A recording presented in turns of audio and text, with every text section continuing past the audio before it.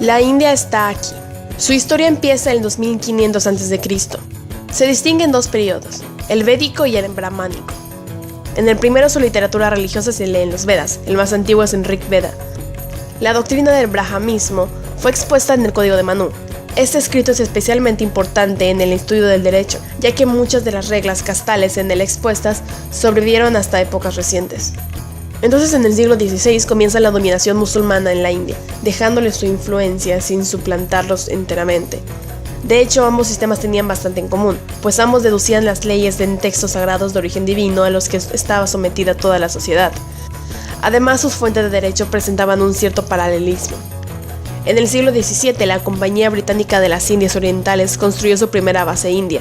Básicamente se dedicaban al comercio con el permiso especial del gobierno. En este caso, el emperador Jahangir otorgó privilegios a Sir Thomas Roe para los ingleses.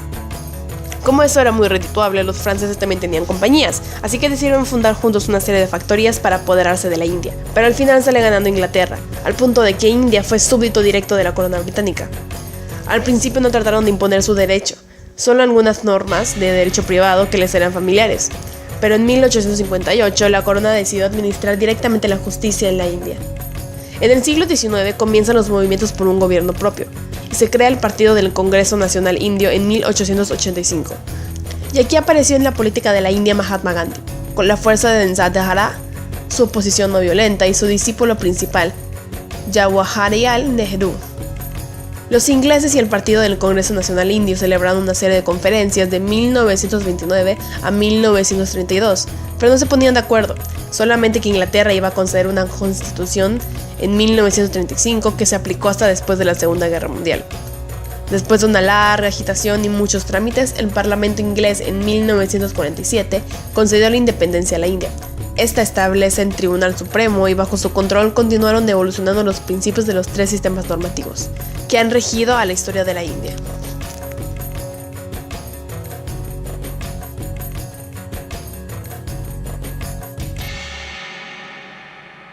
De acuerdo con la Constitución de 1950, la India es una república federal, aunque con un poder central.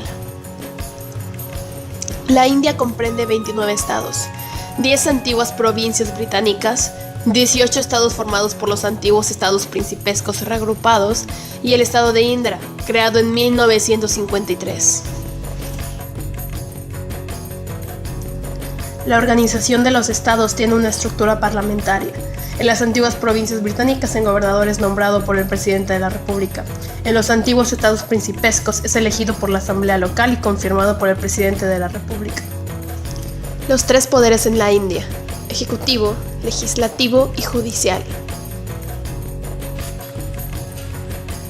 El poder ejecutivo lo ejerce el presidente de la república, elegido por un consejo electoral, compuesto por los miembros del parlamento y por las asambleas legislativas de los estados.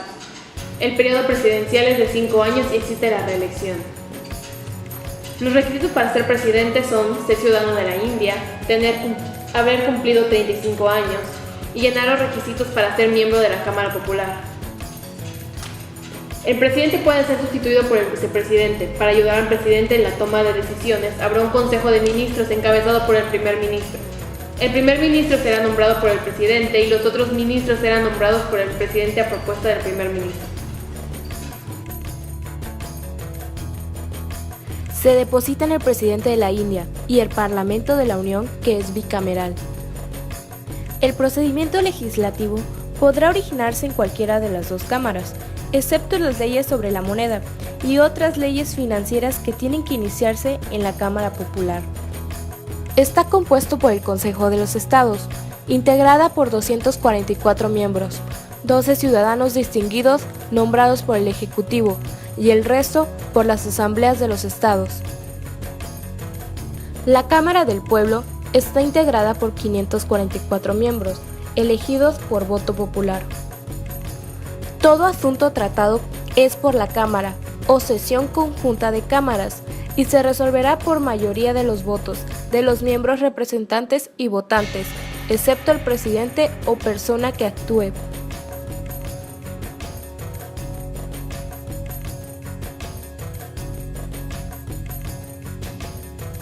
La Constitución de la India establece el funcionamiento de órganos judiciales federales y estatales.